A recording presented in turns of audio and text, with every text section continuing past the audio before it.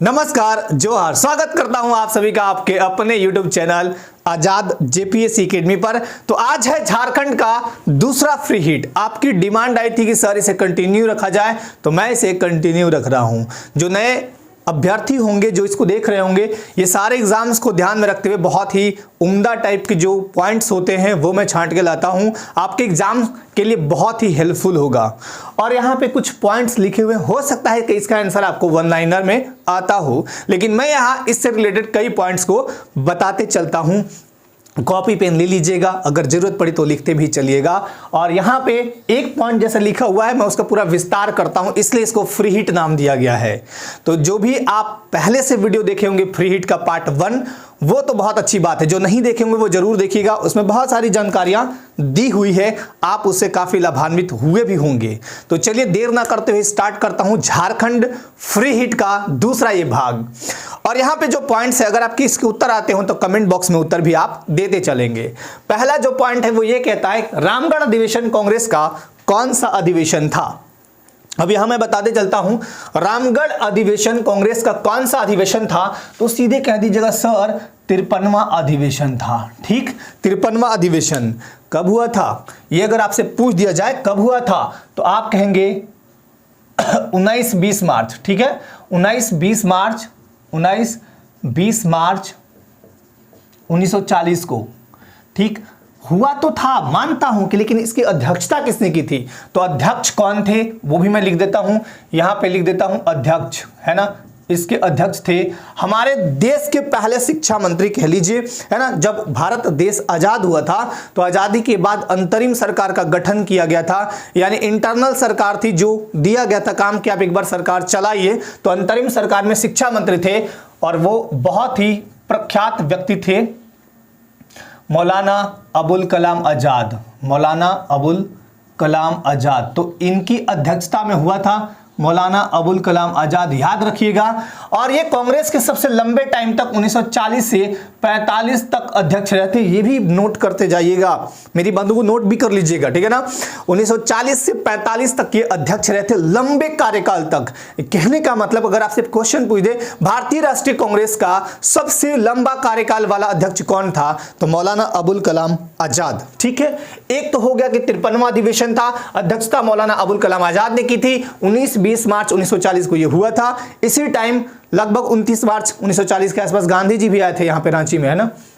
अब आता है सवाल कि रामगढ़ अधिवेशन, उस समय रामगढ़ किस जिले के तहत आता था? तो जिला का नाम याद रखिए हजारीबाग, क्योंकि रामगढ़ का बाद में अलग हुआ रामगढ़, है ना। तो उस समय हजारीबाग जिला के अंतर्गत आता था। अब मैं बात करता हूं सभा स्थल का नाम क्या रखा गया था, तो मजहर नगर, याद रखिएगा। कौन सा सभा स्थल का नाम रखा गया था? मजहर नगर। और मुख्य द्वार का नाम बिरसा मुंडा के नाम पर बिरसा द्वार रखा गया था। जो रामगढ़ का अधिवेशन हुआ था उसके मुख्य द्वार का नाम क्या रखा गया था? बिरसा द्वार, बिरसा मुंडा के नाम पर। अब यहां पे आते हैं सबसे इंपॉर्टेंट, सबसे महत्वपूर्ण चीजें जो है वो मैं आपको बताते चलता हूं। एक बार मैं रेड कलर ले लूं। हाँ, देखिए, भारतीय राष्ट्रीय कांग्रेस, भारतीय राष्ट्रीय कांग्रेस जिसका गठन कब हुआ था, यानी स्थापना कह दे हम, आप इन सब चीजों को नोट करिएगा। भारतीय राष्ट्रीय कांग्रेस का स्थापना हुआ था 28 दिसंबर 1885 को। 28 दिसंबर 1885 को हुआ था इसका स्थापना। संस्थापक कौन थे? तो A.O. ह्यूम। संस्थापक कौन थे? A.O. Hume, Allan Octavian Hume ने इसकी स्थापना करी थी। कहां करी थी, मतलब ये कहां हुआ था? तो बंबई के गोकुलदास तेजपाल संस्कृत विद्यालय भवन में ये सारी मीटिंग्स वगैरह वगैरह हुई थी। ठीक, अब आता है कि प्रथम अध्यक्ष। अब यहां पे नंबर में देता हूं, एक अधिवेशन, कांग्रेस का अधिवेशन प्रतिवर्ष होता था, तो 4 मुख्य अधिवेशन आपको याद रखने ही रखने हैं। ये स्थल है, ये क्या है? स्थल है। और मैं यहां पे देता हूं अध्यक्षता। अध्यक्षता किसने किसने करी थी? तो देखिए, पहला जो हुआ था वो था 28 दिसंबर, डेट भी याद रख लीजिएगा, 28 दिसंबर 1885 ईस्वी को। कहां हुआ था? बंबई में हुआ था, बंबई में। और इसके अध्यक्ष कौन थे? W.C. बनर्जी। मैं शॉर्ट में लिखूंगा, आप लोग लॉन्ग में कर सकते हैं, बहुत बार क्वेश्चन पूछे गए हैं। W.C. बनर्जी यानी व्योमेश चंद्र बनर्जी। कौन थे? व्योमेश चंद्र बनर्जी। W.C. बनर्जी जो भारतीय राष्ट्रीय कांग्रेस था उसका पहला अधिवेशन का अध्यक्षता इन्होंने किया था बंबई में। हालांकि अब तो मुंबई नाम है, पहले बंबई हुआ करता था। दूसरा देखिए कब हुआ था? दूसरा हुआ था आपका 28 दिसंबर को ही, ठीक है ना, 28 दिसंबर 1886 को। तीसरा हुआ था 27-28 दिसंबर को, 27-28 दिसंबर 1887 को। और चौथा हुआ था 29 दिसंबर, है ना, 1888 को। अब यहाँ पे देखिए डेट याद रखिएगा, लगभग उसी टाइम है, 28 दिसंबर भी याद रखिएगा, चलेगा, कोई दिक्कत नहीं है। बंबई, कलकत्ता, मद्रास, इलाहाबाद। कलकत्ता अधिवेशन का जो अध्यक्षता किए थे वो grand old man of India, वयोवृद्ध सेनानी जिसे कहते हैं, दादा भाई नौरोजी, जिनकी एक बहुत ही फेमस पुस्तक है poverty and un British rule in India, poverty and un British rule in India. तो ये थे आपके दादा भाई नौरोजी। दूसरे अध्यक्षता किसने की थी? तो दादा भाई नौरोजी ने इसकी अध्यक्षता की थी। तीसरा जो हुआ था मद्रास में, उसके थे बदरुद्दीन तैयब जी, बदरुद्दीन तैयब जी। अब आपको याद भी रखने से चलना है। और चौथा इलाहाबाद में हुआ था जॉर्ज यूले, जॉर्ज यूले, ठीक है। अब आपसे क्वेश्चन क्या पूछ सकता है? पहला पूछेगा भारतीय राष्ट्रीय कांग्रेस की स्थापना कब हुई थी, कहां हुई थी, कौन किया था? तो कब हुई थी? 28 दिसंबर 1885 बंबई में हुआ था। A O. Hume, Allan Octavian Hume ने की थी। चलिए, बहुत अच्छी बात है। पहले अधिवेशन की अध्यक्षता किसने की थी जिसमें 72 प्रतिनिधि भाग लिए थे? 72 प्रतिनिधियों ने भाग लिया था, यह भी याद रखिएगा। पहले वाले में कितने लिया था? 72 प्रतिनिधि भाग लिए थे, यह भी याद रखिएगा। कितने? अच्छा, यहां नहीं दिख रहा है मेरे ख्याल से। तो पहला जो बंबई हुआ था उसमें 72 प्रतिनिधियों ने भाग लिया था। अध्यक्षता किए थे W.C. बनर्जी, व्योमेश चंद्र बनर्जी। दूसरा grand old man of India जिसे कहते हैं दादा भाई नौरोजी, वो किए थे 28 दिसंबर 1886 कलकत्ता में हुआ था। तीसरा मद्रास में। अब पूछेगा कि बताइए भारतीय राष्ट्रीय कांग्रेस के पहले मुस्लिम अध्यक्ष, तो ये है आपके बदरुद्दीन तैयब जी, पहले मुस्लिम अध्यक्ष। फिर पूछ देगा कि भारतीय राष्ट्रीय कांग्रेस के पहले अंग्रेज अध्यक्ष, तो जॉर्ज यूले या यूल कहते हैं इनको, है ना।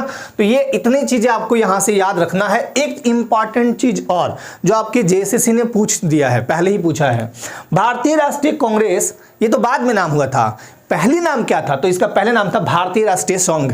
किसके कहने पर भारतीय राष्ट्रीय संघ का नाम भारतीय राष्ट्रीय कांग्रेस रखा गया? तो और कोई नहीं, यही है वयोवृद्ध सेनानी, हमारे एक तरह से कह दीजिए कि पितामह कह लीजिए, वयोवृद्ध सेनानी ही कहते हैं उनको, तो वो है दादा भाई नौरोजी। दादा भाई नौरोजी के कहने पर ही इसका नाम भारतीय राष्ट्रीय कांग्रेस पड़ा था।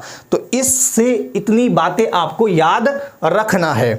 गांधी जी जब यहाँ पे आए थे झारखंड में, तो टाना भक्तों ने उनको पैसे भी भेंट की थी, है ना, पैसा जमा करते थे मूवमेंट के लिए। चलिए अगले पॉइंट पे चलते हैं, है ना। अगला है झारखंड में काली मिट्टी का निर्माण किस प्रकार के सेल से होता है? ये सब आप याद रखते जाइएगा, है ना, ये सब बहुत ही इंपॉर्टेंट है। तो देखिए काली मिट्टी का निर्माण किस प्रकार के चट्टान से होता है, आपको ये याद रखना है, बेसाल्ट चट्टान। अब देखिए समझिएगा, मिट्टी निर्माण बता देता हूं, शॉर्ट में एकदम बता देता हूं। बेसाल्ट चट्टान, मैंने क्या बोला? काली मिट्टी का निर्माण किससे होता है? बेसाल्ट चट्टान के टूटने फूटने से। देखिए मिट्टी का निर्माण कैसे होता है? तो मिट्टी का निर्माण बहुत टाइम से होता है, मतलब एक प्राकृतिक देन है कि मिट्टी का निर्माण होता है। अब मिट्टी का निर्माण देखिएगा तो उसका प्रक्रिया अलग ही है। एक ऐसे आप फिगर से समझ लीजिए कि जैसे ये है ना, ये ऊपर में आपका कई पार्ट में होता है, नीचे वाला पार्ट एकदम टूटेगा नहीं, मतलब चट्टानों के टूटने फूटने से ही मिट्टी का निर्माण होता है। जैसे देखिएगा कि बालू टूट फूट के क्या बन गया? मिट्टी बन गया। बालू से मिट्टी धीरे धीरे, अब बालू वाले जो एरिया में रहते हैं लोग, उनको पता है कि बालू से मिट्टी कैसे बन जाती है, धीरे धीरे वो बनती है।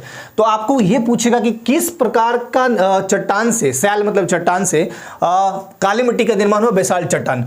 मृदा के अध्ययन को, यानी मिट्टी के अध्ययन को हम क्या बोलते हैं? Pedology, pedology. मृदा के अध्ययन को हम क्या कहते हैं? मृदा का अध्ययन क्या कहलाता है? मृदा का अध्ययन क्या कहलाता है? पेडोलॉजी। ये याद रख लीजिएगा, मृदा का अध्ययन क्या कहलाता है? पेडोलॉजी। काली मिट्टी में सबसे ज्यादा क्या होता है? कॉटन। कॉटन मतलब कपास, तो कपासीय मृदा भी इसे कहा जाता है। और कपास की खेती के लिए सबसे उपयुक्त मिट्टी कौन सी है? तो काली मिट्टी। काली मिट्टी में कपास तो होता ही होता है, और क्या होता है जो फेमस है? तो चना होता है, इसमें याद रखिएगा, चना की भी खेती होती है। झारखंड में कितने प्रकार की मिट्टी है? तो 6 प्रकार की मिट्टी। 6 प्रकार की मिट्टी में कौन कौन है भाई? लाल मिट्टी सबसे ज्यादा है, लाल मिट्टी, रेड सॉइल, है ना। नीस के अपर्दन से उसका निर्माण होता है, तो नीस चट्टान है, नीस के टूटने से रेड सॉइल का निर्माण होता है। अब ध्यान दीजिएगा, रेड सॉइल उसकी 90% भूभाग पर हमारे झारखंड में विस्तृत है। हालांकि ये कम फर्टाइल है, जो लाल मिट्टी है वो कम फर्टाइल है, कम उपजाऊ है। लाल मिट्टी हो गया, काली मिट्टी हो गया, अभरखिये हो गया, लेटराइट हो गया, कपासी, ये फिर आपका जलोढ़ मिट्टी हो गया।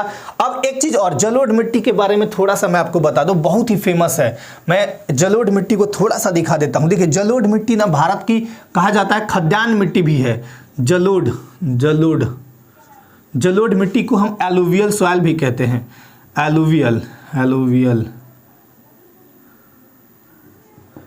एलुवियल सॉइल भी कहते हैं। अब देखिए ये हमारे पूरे भारत में लगभग 39 पॉइंट समथिंग, तो मैं इसको मान लेता हूं लगभग रफली 40% भूभाग पर फैला है। सबसे ज़्यादा जलोढ़ मिट्टी भारत में, मतलब पूरे भारत में है। अब जलोढ़ मिट्टी में क्या होता है कि देखिए जलोढ़ मिट्टी दो प्रकार के होते हैं, एक तो होता है खादर, एक होता है बांगर। ये है नदी, ये है नदी, ये दो प्रकार से मैंने आपको नदी दिखा दिया। ये नदी में पानी बह रही है। जलोढ़ मिट्टी के कितने प्रकार? दो प्रकार। कौन कौन से? तो खादर और बांगर। खादर और बांगर। देखिए खादर मतलब होता है कि ज़्यादा फर्टाइल होगा उस मिट्टी में। बांगर मतलब कि नहीं बोलते हैं, बंगुरा है। मतलब बंगुरा मतलब एक तरह से थोड़ा कमज़ोर है या खराब कह लीजिए, विकृति उसमें आ गई है। अब यहाँ पे देखिए ये जो है नदी है, ये क्या है? नदी। ये क्या है? नदी। दोनों नदी। अब नदी या एक ही नदी मान लीजिए, कोई दिक्कत नहीं। नदी की इस साइड जितनी भी मिट्टियाँ हैं ऐसे ऐसे, या इस साइड, ये सब आपके खादर मिट्टी हैं। लेकिन नदी के कुछ 1 किलोमीटर, 1.5 किलोमीटर, आधा किलोमीटर दूर यहाँ भी होगा आपका मिट्टी, मतलब इस जगह पे भी मिट्टी होगा ऐसे ऐसे, तो ये मिट्टी को हम बोलेंगे बांगर। और ध्यान दीजिएगा जलोढ़ मिट्टी के 2 पार्ट्स, एक तो होता है खादर, दूसरा बांगर। तो बांगर पर ही आमतौर पर गांव बसाए जाते हैं। यूपी पीएससी या यूपीएससी में इस तरह के क्वेश्चन घुमा के पूछ देते हैं कि गाँव का जो बसाव होता है वो किस मिट्टी पर होता है, कैसे होता है, ये पूछता है वो। हालांकि उतना डेप्थ में आपका क्वेश्चन नहीं पूछेगा, लेकिन आप याद रखिएगा। अब नदी के किनारे जितनी भी मिट्टियां हैं आसपास, ये वाला क्षेत्र, ये वाला क्षेत्र, ये तो समझिए कि ये बहुत ज़्यादा फर्टाइल होता है। इसलिए हम जलोढ़ मिट्टी को खाद्यान्न उत्पादक मिट्टी भी कहते हैं। और जलोढ़ मिट्टी में आपका जो खादर मिट्टी है, भारत में कुल खाद्यान्न उत्पादन में 50% रोल निभाता है आपका ये मिट्टी, जलोढ़ मिट्टी। यही नहीं, आपको बता दूं जलोढ़ मिट्टी में आपका मुख्य रूप से गेहूं, धान और मकई, ये 3 मुख्य रूप से याद रखिएगा, ये फसलें खूब उगाई जाती है। यूपी जो भारत का सबसे बड़ा स्टेट है जनसंख्या के मामले में, वहां पे सबसे ज्यादा गेहूं क्यों उपजाया जाता है? यूपी में गंगा नदी प्रवाहित होती है। बिहार में आप देखिएगा एकदम सपाट धान, गेहूं जम के होता है, वहां पे धान खूब होता है। तो बिहार में धान होने का सबसे बड़ा वजह क्या है? और अगर यही नदियां हैं और नदियों के किनारे जलोढ़ मिट्टी, और अगर इन 2 नदियों के बीच में आपका भूमि है, ये वाला पार्ट, तो सोने पे सुहागा, इसको बोलते हैं एकदम जबरदस्त फर्टिलिटी वाला मिट्टी। तो इतनी बातें आपको याद रखनी है। चलिए अगले पॉइंट पे चलते हैं। फिलहाल मैं इसे एक बार मिटा देता हूं, है ना, इसको भी मिटा देता हूं। बाद में आप लोग अपना कर लीजिएगा, है ना, बाद में आप लोग उतार लीजिएगा या लिख लीजिएगा, लिखना हो तो। अगला पॉइंट क्या कहता है? ये हो गया आपका रामगढ़ मिट्टी हो गया। झारखंड के अरण्य प्रभाग, अरण्य मतलब जंगल होता है, प्रभाग मतलब उसका भाग, का वृहत्तम अरण्य संरक्षित क्षेत्र कौन सा है? अगर ये आपसे पूछा है तो आप चुपचाप बता दीजिए सारंडा वन, है ना, सारंडा वन। और सारंडा कहाँ है? तो पश्चिमी सिंहभूम, याद रखिएगा, पश्चिमी सिंहभूम बहुत famous Saranda one. Saranda one को हम बोलते हैं 700 पहाड़ियों से घिरा प्रदेश। 700 पहाड़ियों से ये घिरा है, 700 पहाड़ियों से ये घिरा है। सारंडा का वन बहुत घना था, बहुत घना अभी भी है। तो सारंडा वन, पश्चिमी सिंहभूम का अगर हम वन क्षेत्र देखें तो 3366 वर्ग किलोमीटर आपका कुल वन क्षेत्र है। और अगर मैं बात करूं इस परसेंटेज में तो लगभग 40.60% है। लेकिन अगर आपसे ये कह दे कि झारखंड में सबसे ज्यादा वन कहां पे है, किस जिले का है, तो बोलिएगा पश्चिमी सिंहभूम। प्रतिशतता में बताइए, तो प्रतिशतता में कह दीजिएगा कि लातेहार नंबर 1 पे है। लातेहार का प्रतिशतता कितना है? 56.08%। देख लीजिए, अब प्रतिशत में ये कितना है? 46.60, लेकिन प्रतिशत में कितना है? 56.08। अगर कह दे कि सबसे ये है सर्वाधिक प्रतिशत, सर्वाधिक 1%, मैं लिख देता हूं 1%, तो लातेहार। सर्वाधिक वन क्षेत्रफल पूछेगा तो बोलिएगा पश्चिमी सिंहभूम 3366 वर्ग किलोमीटर। ठीक। अगर पूछ दे कि न्यूनतम वन क्षेत्र प्लस प्रतिशत भी पूछ दे, वन क्षेत्र अगर कह दे तो 100 पॉइंट आपका 64 वर्ग किलोमीटर है वर्ग किलोमीटर। और ये है आपका जामताड़ा। जामताड़ा में बहुत ज़्यादा जामताड़ा सांपों का घर कहते हैं जामताड़ा को, है ना। न्यूनतम वन क्षेत्र भी अगर प्रतिशत की बात करें, न्यूनतम वन प्रतिशत, तो यही है आपका 5.56% जामताड़ा ही है। तो जामताड़ा से दो चीज याद रखिएगा, एक तो सबसे कम वन क्षेत्र है यहाँ का, सबसे कम वन क्षेत्र, और सबसे कम वन प्रतिशतता भी जामताड़ा का है। जामताड़ा को हम लोग बोलते हैं सांपों का घर। जब मैं जिला दर्शन करा रहा था आज के कुछ महीने पहले, तो उसमें मैंने बताया था जामताड़ा के बारे में डिटेल से, पूरा डिटेल से बताया था। ठीक, अब आता है दूसरा चीज बहुत ही इंपॉर्टेंट, याद रखिएगा यहीं से, कि झारखंड के अरण्य प्रभाग ये तो हो चुका है। अब मैं बात करता हूं झारखंड का वन कितना है, मतलब वन, हम अगर बात करें वन क्षेत्र की तो कितना है, तो 23,611.41 वर्ग किलोमीटर, कुछ ऐसा ही है। अब ये प्रतिशत में कितना है, तो 29.62%, बहुत बढ़िया। लेकिन हम आच्छादित नहीं है, वन आच्छादित नहीं है। हाँ, झारखंड जो राज्य है वो वन आच्छादित राज्य नहीं है, क्योंकि वन आच्छादन के लिए आपको कितना होना चाहिए, 33% वन होना चाहिए। तो हमारे पास कितना है, ये है 29.62, 23,611 वर्ग किलोमीटर। अगर मैं वन उत्पाद की बात करूं, वन उत्पाद, वन से उत्पाद, बहुत ही एक ही मैं लूंगा फेमस, जो कि आपके आगे वाले पॉइंट से भी रिलेटेड है, साल या सखुआ। साल या सखुआ, साल या सखुआ, साल या सखुआ। अब सखुआ या साल को हम क्या कहते हैं, झारखंड का राजकीय वृक्ष। क्या कहते हैं, झारखंड का राजकीय ये वृक्ष है। और इसके पुष्प को हम क्या कहते हैं, सराई फूल, सराई फूल। और जो तेल निकलता है तेल, तो उसको बोलते हैं कुंजर तेल, कुंजर या कुजरी तेल, है ना, कुंजर तेल। तो सराई फूल याद रखिएगा। आदिवासियों का जो जनजातियों का या आदिवासियों का सबसे बड़ा पर्व है सरहुल, उसमें सराई फूल का यूज किया जाता है। चलिए, अंधी और अपोरतिपी, देखिए अंधी और अपोरतिपी, मैं इसको यहां पे ले लेता हूं, यहां पे ध्यान दीजिए, अंधी और अपोरतिपी। पहले तो ये समझ लीजिए, एक इसमें अंधी है, एक इसमें आपका अपोरतिपी है। ओपोरतिपी बात एक ही है, ओपोरतिपी, है ना। और एक मैं लेता हूं आंदेर, आंदेर या अंधेर एक ही बात है, आंदेर। ये तीनों विवाह है, ठीक है, ये तीनों विवाह हैं। तो ये किस जनजाति से संबंधित है, और ये जनजाति है हो जनजाति। झारखंड की 4th नंबर की जनजाति है, झारखंड की 4th नंबर की जनजाति है। तो भाई तीन कौन कौन है, तो देखिए मैं शॉर्ट में लिखता हूं, संथाल, उरांव, मुंडा, इसके बाद हो। ठीक, संथाल, उरांव, मुंडा, हो। संथाल का प्रतिशत लगभग 35% है, उरांव का प्रतिशत लगभग 18% है, मुंडा का प्रतिशत लगभग 9.26% के आसपास है, 9.23 तो हो का है, सॉरी। और इसका मेरे ख्याल से 14.5%, 14.56%, एक बार मिला लीजिएगा मुंडा वाला। मुझे जहां तक याद है कि 14, हाँ ठीक है, 35% संथालों का जो है, 18% उरांव है, मुंडा का है 14.56%। पूरी जो जनसंख्या है, जनसंख्या कितनी है, 3,29,88,134, 3,29,88,134, ऐसे याद रखिएगा। ठीक, तो ये अंधी और अपोरतिपी से प्रचलित विवाह किस जनजाति से संबंधित है, हो। अब समझिए हो के बारे में, अंधी क्या होता है। अंधी इनका एक फेमस विवाह है ना, प्रचलित विवाह है ना। हालांकि ये प्राचीन काल से चली नहीं आ रही है, प्राचीन काल से तो अपोरतिपी है। अंधी विवाह में होता क्या, आप तीनों विवाह समझिएगा, बड़ा मजेदार तरीके से समझाता हूं।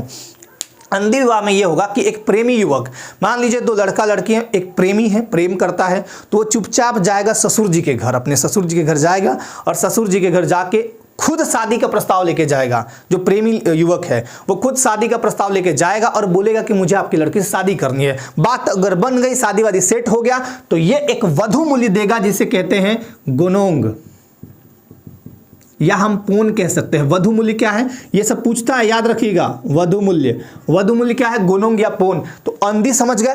अब समझिए अपोरतिपी। अपोरतिपी मतलब मेला हाट बाजार कहीं घूम रहे हैं, हरण विवाह हो जाएगा, मतलब उठा के लड़का वाला या लड़की वाला, चक्कू कद्दू पर गिरे चाहे कद्दू चक्कू पर गिरे, कटना तो कद्दुए को है। तो कहने का मतलब लड़का हरण करे चाहे लड़की हरण करे, ब्याह तो दोनों का होना है। तो इसमें हरण विवाह आमतौर पर लड़का लोग करते हैं। तो अपोरतिपी जो है हरण विवाह है, विवाह मतलब हरण करके लेगा और शादी ब्याह हो गया। और ये झारखंड में जनजाति जो हो जनजाति, इसका प्रचलित विवाह का रूप है। ठीक, आंदेर सबसे फेमस है और सबसे मजेदार है। आंदेर सबसे मजेदार इसलिए है कि यहाँ एक युवती यानी एक जो लड़की है वो किसी के घर में घुस गई, मतलब ऐसा नहीं है रैंडमली किसी घर में घुस जाएगी, लेकिन डर भी है ना। तो आंदेर में है कि अगर कोई युवती घुस गई घर में तो हट करेगी, वहां पे जिद करेगी लड़का के घर जाके।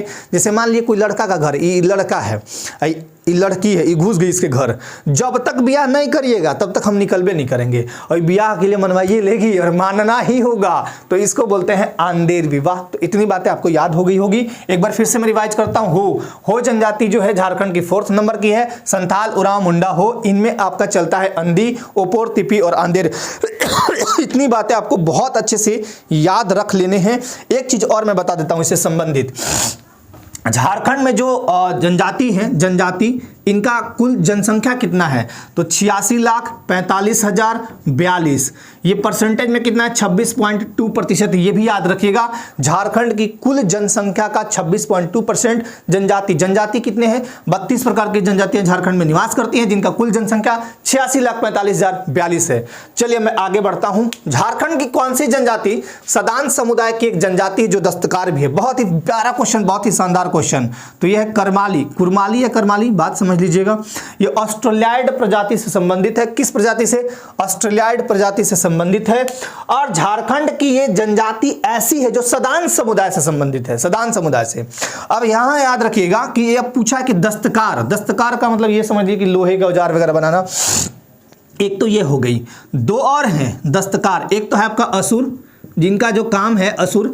दस्तकार का मतलब कि इनका परंपरागत पेशा जो है वो लोहा गलाना है, लोहे के औजार बनाना है। तो एक तो आपका करमाली, फिर दूसरा हो गया असुर, और तीसरा आपका हो गया लोहरा या लोहारा भी कहते हैं। तो करमाली से इतनी बातें आप याद कर लीजिएगा, बहुत ही फेमस यहाँ पे याद रख लीजिएगा, है ना।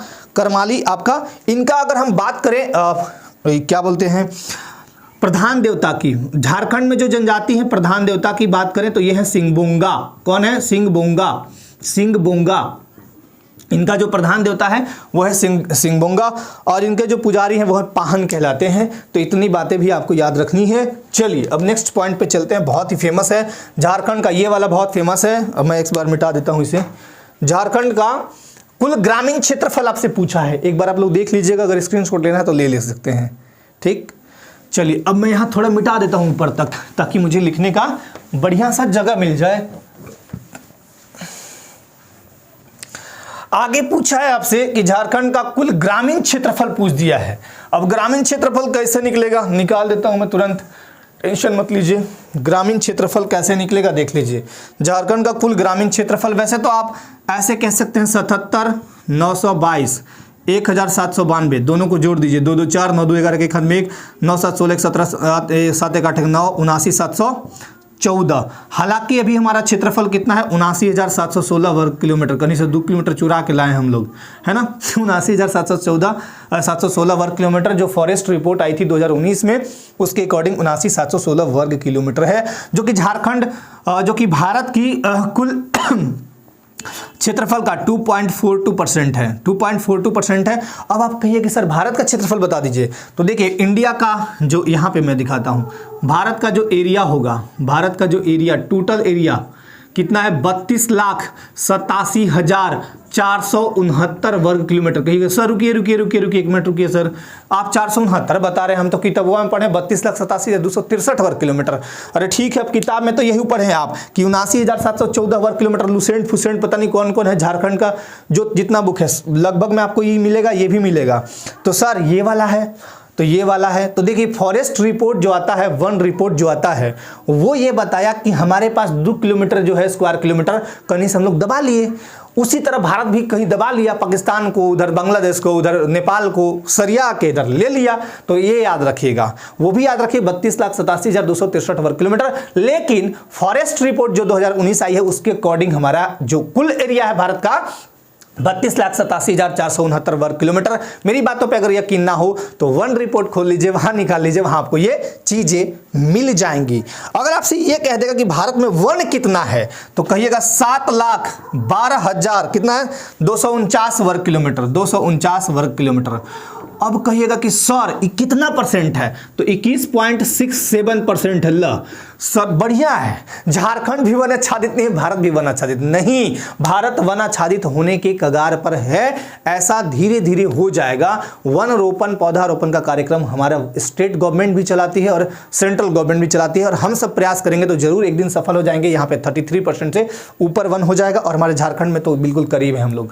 तो इतनी बातें आपको बहुत अच्छे से याद रखनी है। अब एक सवाल मेरा यहाँ पे है, इतनी बातें तो हो गई, अब आप बता दीजिए मुझे जनसंख्या। तो 3,29,00,000 झारखंड का है ना, 88,134। वाह, वेरी गुड, बहुत बढ़िया, शाबाश। ये है आपका जनसंख्या। ये क्या है? जनसंख्या। ठीक। अगर पूछेगा कि मेल कितने हैं और फीमेल कितने हैं, ये बताइए। 1, 69, 30, 315, 30, 315, यानी 51 पॉइंट लगभग परसेंट में आता है। 51 पॉइंट लगभग 32 के आसपास आएगा, 32%। 1, 69, 30, 315, 1, 69, 30, 315 रट लीजिएगा। ये क्या है? ये है मेल, झारखंड के ये मेल हैं, पुरुष। अब आप कहिएगा कि सर महिला कितना है, तो नहीं निकाल लीजिएगा महिला। देखिए महिला निकाल लीजिए, 160, 57, 819, मेरे ख्याल से यही आ जाएगा। 8, 5, 13, 57, 819, 15, 9, 5, 14। ठीक है, ये परसेंटेज में बाकी कितना बच गया? तो 48.68%। ये है फीमेल। तो ये भी याद रखिएगा, क्वेश्चंस कैसे भी पूछे जा सकते हैं, और ये बहुत बहुत इंपॉर्टेंट है। तो झारखंड का क्षेत्रफल मैंने बताया, भारत का क्षेत्रफल बताया, भारत का वन बता दिया कितना है, झारखंड का वन मैंने पहले ही बता रखा है, झारखंड का पूरा जनसंख्या और मेल फीमेल का जनसंख्या बता दिया। इतनी बातें आपको याद रखते चलना है। ठीक, चलिए अगले पॉइंट भी चलते हैं। बिरसा मुंडा के बचपन का नाम कहिए कि सर ये तो बहुत सिंपल सवाल है, ये दाऊद कह दीजिएगा, दाऊद मुंडा। ईसाई धर्म जब ग्रहण किए थे तो इनका नाम दाऊद मुंडा पड़ गया था। लेकिन याद रखिएगा बिरसा मुंडा संबंधित चीजें मैं इसको यहाँ पे लेके चलता हूँ, है ना। चलो यहाँ ऊपर है ना, 15 नवंबर 1875 को बिरसा मुंडा का जन्म हुआ था रांची के, अभी तो खूंटी है ना, रांची के, चलिए खूंटी ही लिखता हूं मैं, खूंटी के तमाड़ थाना। अब कहिएगा सर तमाड़ थाना, अरे रांची खूंटी सब एक में था। खूंटी के तमाड़ थाना के उलीहातू गांव में, उलीहातू गांव में हुआ था इनका। उलीहातू गांव में बृहस्पतिवार के दिन, मतलब गुरु, मैं बृहस्पति ही लिख रहा हूँ।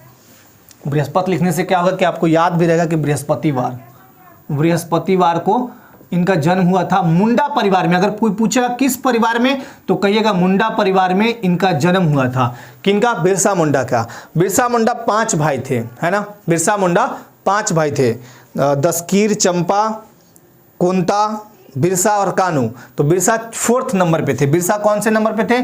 तो 4th नंबर याद रखिएगा, 4th नंबर। बिरसा कौन से नंबर पे थे? तो 4थे नंबर पे थे। अच्छा, बिरसा के पिता का नाम और माता का नाम, माता का था कदमी और पिता का नाम था सुगना मुंडा। सुगना मुंडा और कदमी, कहीं कहीं आपको कर्मी भी देखने को मिलेगा। तो ये बातें इतनी याद रखनी है। पहला नंबर तो ये, बचपन का नाम इनका क्या था? जब ये ईसाई धर्म ग्रहण कर रहे थे तो उस समय इनका नाम हुआ। इनका शिक्षा दीक्षा 2 गुरु दिया था, 2 गुरु शिक्षा दीक्षा दिया था। एक तो थे आनंद पांडे, जिनसे आपका इनका भेंट हुआ था, आनंद पांडे से, है ना। आनंद पांडे से 1891 ईस्वी में इनसे भेंट हुआ। और एक और थे आपके, इनका नाम मुझे याद अभी फिलहाल नहीं आ रहा है, इनका कैसे तो नाम था, खैर। तो इनके 2 जो गुरु थे, एक तो आनंद पांडे 1891 में इनके से संपर्क में आए और ये बहुत शिक्षा दीक्षा दिए, है ना। साथ ही साथ अब बिरसा मुंडा से संबंधित इन्होंने एक उलगुलान चलाया था। लेकिन ध्यान दीजिएगा, सबसे पहले 1895 में इन्होंने एक बिरसाइत पंथ की स्थापना की थी, बिरसाइत पंथ। और उसी समय इन्होंने कहा था कि मुझे सिंगबोंगा के दर्शन प्राप्त हुए, हैं ना। मुझे सिंगबोंगा का दर्शन दूत घोषित किया। बिरसाइत पंथ और सिंगबोंगा का दूत घोषित किया। क्या किया? सिंगबोंगा का दूत घोषित किया था। तो ये था 1895।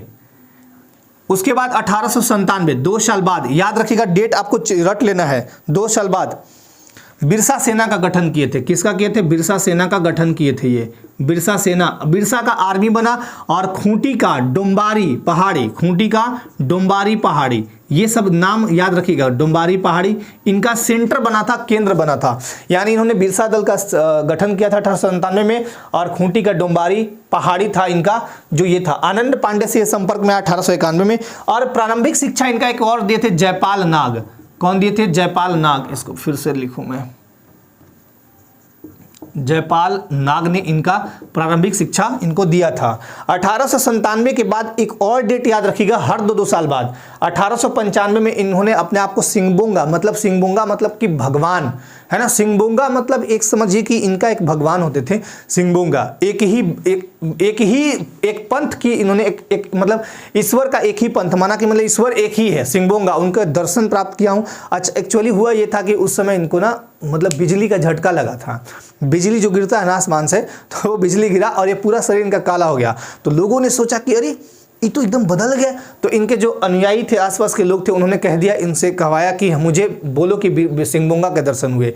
क्यों? क्योंकि मुझे उलगुलान करवाने, उलगुलान का मतलब एक तरह से क्रांति कराना है, ठीक है, अंग्रेजों और दिकुओं के प्रति। तो दिकुओं के प्रति कोई भी तैयार नहीं होता था, क्योंकि दिकु के पास अत्याधुनिक हथियार है, हमारे पास तीर धनुष है ना, तीर धनुष और भाला गणासा, यही सब छोटा मोटा है। तो इन्होंने सिंगबोंगा का दूत घोषित करके बोला था कि आप लोग मेरा सपोर्ट कीजिए, मैं लड़ाई लड़ूंगा दिकुओं से।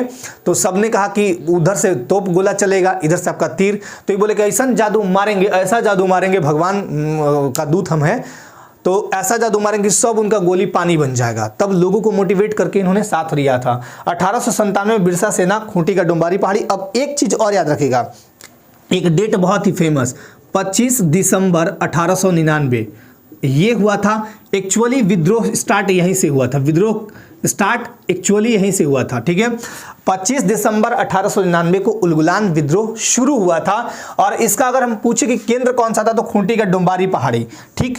अब इनको पकड़ा जाता है 3 फरवरी को, 3 फरवरी 1900 ईस्वी को इनको पकड़ा जाता है। और 9 जून 1900 ईस्वी को रांची जेल में इनकी मौत हो जाती है। रांची जेल में मौत हो जाती है। मौत का कारण तो हैजा बताया जाता है, लेकिन एक्चुअली हैजा से नहीं हुआ था। इसकी बाकी लोग जानते हैं, है ना। अब ये कोई भी जान जाएगा कि मौत हैजा से कैसे होगी। इनको जम के उटा गया था, बेचारे का शरीर पूरी तरह टूट चुका था अंदर ही अंदर, और फिर इनकी मौत हो गई थी। हालांकि उस पर मतलब संदेहास्पद है अभी भी। तो जैसे 3 फरवरी 1900 इसको पकड़ा गया, 9 जून 1900 ईस्वी को रांची जेल में मौत। लेकिन ध्यान दीजिएगा कि जब ये विद्रोह स्टार्ट कर रहे थे, उस समय ये गीत गाते थे, कटोंग बाबा कटोंग, साहेब कटोंग काटोंग, रारी कटोंग काटोंग, काटो बाबा काटो, यूरोपियन को काटो, अत्याचारियों को काटो, बाहरी को काटो, है ना, ये कहते थे। इनका गीत था एक, काटोंग बाबा काटोंग, साहेब काटोंग काटोंग, रारी काटोंग काटोंग। और हमारे धरती के जो जननायक हैं, जिनके नाम पे आज कई द्वार, कई जगहों का नाम, कई सेंटर्स का नाम खुलता है, जैसे एक हमारा बिरसा कृषि विश्वविद्यालय भी है ना। तो इस प्रकार, और एकमात्र आदिवासी नेता यही है बिरसा मुंडा, जिनका भारतीय संसद में चित्र टंगा हुआ है। ये गौरव इन्हीं को प्राप्त हुआ है। तो बिरसा भगवान ऐसे ही नहीं गए गए, इनमें बहुत सारा जादू वाला बात था। लोगों को बहुत जल्दी खींचते थे और लोगों का जम के सेवा भी किए थे। ऐसे ही यूं ही भगवान नहीं बन गए, विश्व पिता के अवतार, धरती आबा, धरती के मतलब भगवान है ये, ऐसा कहा जाता था। तो ये इनके बारे में सब कुछ था। चलिए, झारखंड के जनजातियों का सबसे बड़ा पर्व, अब मैं इसको यहाँ समझाता हूँ। झारखंड के जनजातियों का सबसे बड़ा पर्व कौन सा है, यहाँ पे समझिएगा, ये है सरहुल।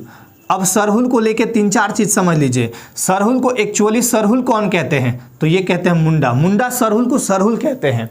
अब जैसे नहीं बोलेंगे कि जैसे समोसा, तो समोसा को समोसा कौन कहा, तो ये ठीक है का व्यक्ति कह दिया। समोसा को सिंघाड़ा किसने कहा, तो सिंघाड़ा भी नाम है, समोसा भी नाम है। उसी तरह सरहुल को मुंडा लोग सरहुल कहते हैं। उरांव लोग इसे, उरांव अगर कहेगा तो कह दीजिएगा खद्दी कहता है। उरांव लोग इसे क्या कहता है, खद्दी कहता है। अगर बात करूं मैं संथालों की, संथाल, तो संथाल लोग इसको कहता है बा परब, बा परब, याद रखिएगा, संथाल बा परब कहता है। ये बहुत ही फेमस है। इससे संबंधित चीजें आपको डाटा एकदम याद रखना ही है। और एक और नाम याद रख लीजिएगा, खड़िया। खड़िया क्या कहती है, खड़िया जो जनजाति है वो इसे जकोर कहती है। क्या कहती है, जकोर।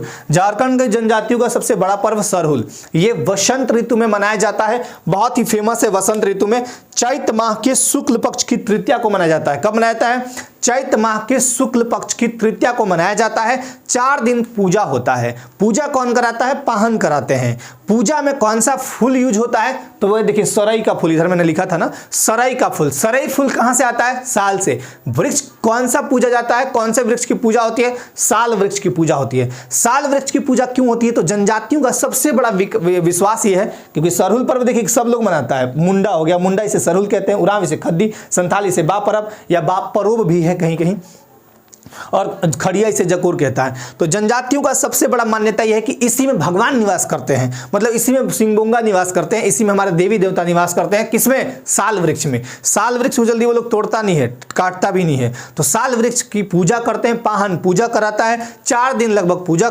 चलता है। और पूजा उपरांत ये एक इनको मिलता है प्रसाद के रूप में सुंडी में क्या होता है कि जो मतलब चावल हो गया, चावल और मुर्गे की जो बलि दी जाती है उससे मिला के खिचड़ी बनाया जाता है और वो प्रसाद ग्रहण कराया जाता है। एक चीज और याद रखिएगा जो फूल है उसका विसर्जन स्थल क्या कहलाता है? विसर्जन स्थल कहलाता है गिड़िया।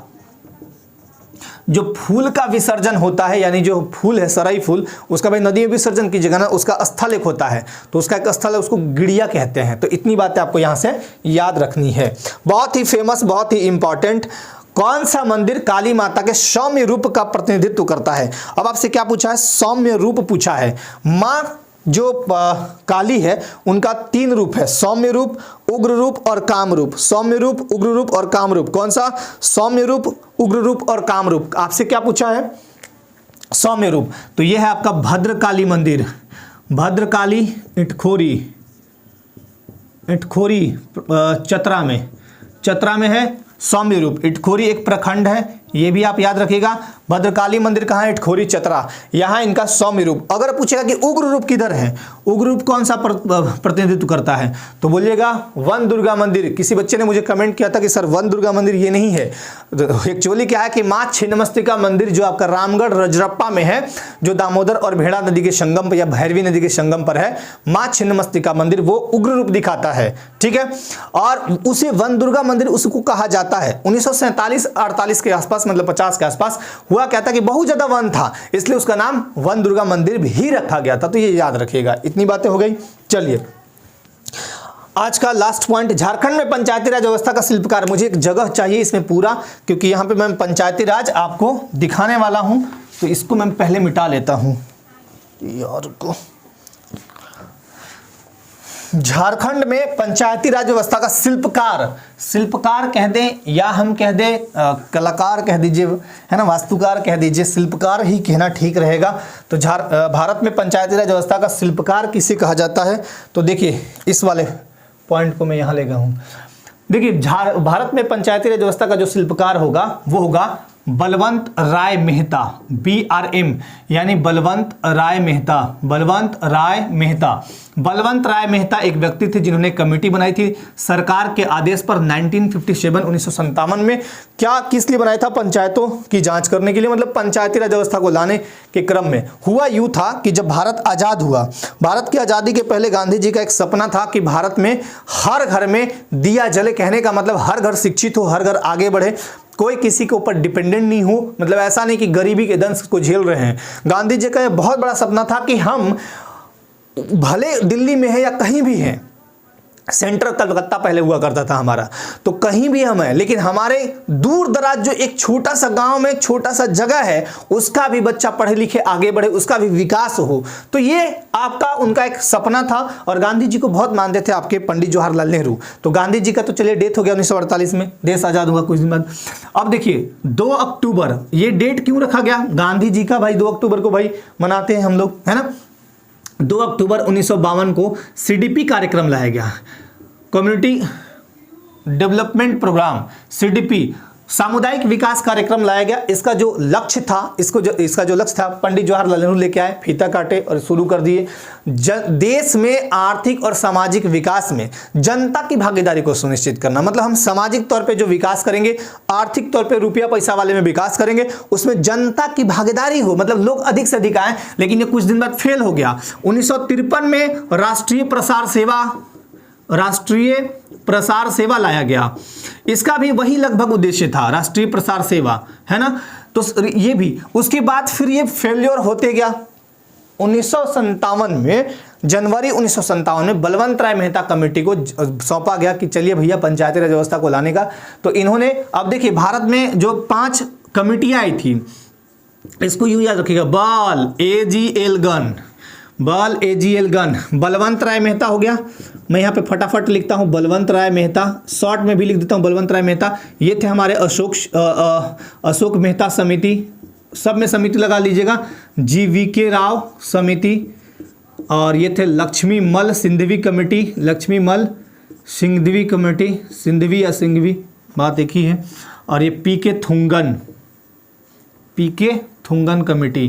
तो ये 5 कमेटियां बनी थी, समितियां बनी थी, और ये 5 समिति जो है डेट में बता देता हूँ, ये 1957 में बनी थी, ये 1977 में बनी थी, है ना, ये 1985 में बनी थी, ये 1986 में बनी, और ये 1988 में बनी थी PK थुंगन समिति। अब ध्यान दीजिएगा, बलवंत राय मेहता कमेटी को भारत में पंचायती राज व्यवस्था का जनक कहा जाता है। लेकिन एक चीज याद रखिएगा, लोकल सेल्फ गवर्नेंस की बात जब होगी, यानी स्थानीय स्वशासन की बात होगी, तो उसके जनक 1882 में लॉर्ड रिपन को माना जाता है। लॉर्ड रिपन ही मुद्दों को लेके आए थे। उन्होंने 2 ढांचा बांट दिया, इसको यूं समझ लीजिए ऐसे, एक तरफ पंचायत, एक तरफ नगर पालिका। तो स्थानीय स्वशासन का जनक किसे माना जाता है? Lord Ripon, 1882। खैर उसका बात अलग करेंगे हम कभी बाद में, है ना। तो बलवंत राय मेहता, इन्होंने कहा कि त्रिस्तरीय पंचायती राज व्यवस्था होना चाहिए, 3 स्तरीय। 3 स्तरीय में कौन होगा? ऊपर जिला परिषद, ठीक है, जिला परिषद, बीच में रहेगा आपका पंचायत समिति, खंड स्तर पर, प्रखंड स्तर पर पंचायत समिति, और गांव स्तर पर, ग्रामीण लेवल पे होगा ग्राम पंचायत, ठीक। यही आप समझिएगा, ये जिला स्तर पर, ये पंचायत स्तर पर, ये ग्राम स्तर पर, है ना। ये सब बात नहीं पढ़िएगा डिटेल में। 1957 ये अशोक मेहता सोचने लगे बेचारे, ये 3 स्तरीय लाए, सरकार बोली ठीक है हम जांच पड़ताल कर रहे हैं, देखा जाएगा, है ना। इन्हीं के आधार पर 2 अक्टूबर 1959 को पहली बार भारत में पंचायती राज व्यवस्था को लागू किया गया था। लेकिन उसके पहले 1958 में ट्रायल किया गया था। कहाँ? आंध्र प्रदेश में ट्रायल किया गया था। कोई भी चीज बिना ट्रायल के कभी आ ही नहीं सकता है। क्या लगता है कि ट्रेन पहला बार धाड़ पटरी पे चल दी? नहीं, पहले ट्रायल होता है, उसके बाद उसको चलाया जाता है, देखा जाता है, कोई भी चीज का ट्रायल। अब महिला लोग चाय जब घर में बनाती है तो देखिएगा आमतौर पर फटाक से थोड़ा सा ऐसे उठा के ऐसे मुंह में, मीठा कम है, इलायची कम है, चाय पत्ती कम है, तुरंत अंदाजा लगा लेती है। या सब्जी बना रही तो थोड़ा सा, तो ऐसा होता है कि पहले ट्रायल किया जाता है, खासकर तब जब गेस्ट आ रहे हों, ऐसे तो घर में डेली बनने हैं। तो 2 अक्टूबर 1959 को पहली बार राजस्थान के नागौर जिले में ये पंचायती राज व्यवस्था लागू हुआ था। फीता काटने गए थे पंडित जवाहरलाल नेहरू, गांधी जी का सपना था। खैर उसके बाद दूसरा स्टेट कौन सा? तो दूसरा स्टेट याद रखिएगा, आंध्र प्रदेश, ठीक। चलिए 3 स्तरीय यहाँ था। ये अशोक मेहता सोचने लगे दादा 3 स्तरीय है, हम एक काम करते हैं, हम 2 स्तरीय बनाएंगे। इन्होंने कहा कि हम 2 स्तर रखेंगे। GVK राव तेज थे, बोले 3 नहीं, 2 नहीं, अब 4 देते हैं। तो ये 4 स्तरीय रख दिए। ले लक्ष्मीमल सिंधवी और तेज थे, बोले ये कुछ ना कुछ लोचा है, कुछ तो गड़बड़ है, दया कुछ तो गड़बड़ है। लक्ष्मीमल सिंधवी सोचे कि ये काम करते हैं, ये सब कह रहा है, 3 कह रहा है, 4 कह रहा है, 3 कह रहा है, 2 कह रहा है, 4 कह रहा है, पंचायत का चुनाव होइबे नहीं करेगा। पंचायत को स्थानीय मतलब पंचायत को जो है संवैधानिक दर्जा देंगे नहीं, तो काहे का पंचायत? मुखिया बना दिए और कोई पावर दिए ही नहीं, नियमित चुनाव होगा ही नहीं। ये बोले नियमित चुनाव और संवैधानिक दर्जा। तो सबसे मेन जो काम किए थे ये दोनों, ये लक्ष्मीमल और ये दोनों क्या बोले कि हम संवैधानिक दर्जा दीजिए, पंचायतों को संवैधानिक दर्जा दीजिए। तब हुआ था 73वां संविधान संशोधन 1992। इसके थ्रू आपका पंचायतों को संवैधानिक दर्जा प्रदान किया गया था। ये एक अलग टॉपिक है। 73वां संविधान संशोधन 1992 जब पढ़िएगा तो पूरा एक अलग ही टॉपिक है, बहुत टाइम लगता है उसमें, इतना शॉर्ट में नहीं है कि मतलब यहाँ किया जा सकता है। फ्री हिट में बस इतना ही आज के लिए, बाकी मैंने बताया। हाँ, एक टॉपिक छूट रहा था, एक पॉइंट छूट रहा था, सॉरी। झारखंड में किस अधिनियम के तहत पंचायती राज व्यवस्था को लागू किया गया था? तो आप याद रखिएगा, झारखंड पंचायती राज अधिनियम 2001। मैं यहाँ पे खाली 2001 लिख रहा हूँ, ईस्वी, ठीक है ना, ईस्वी। झारखंड पंचायत राज अधिनियम 2001 ईस्वी, इसके तहत ही हमारे झारखंड में पंचायती राज व्यवस्था काम कर रही है, जो कि त्रिस्तरीय मॉडल पे चलती हैं।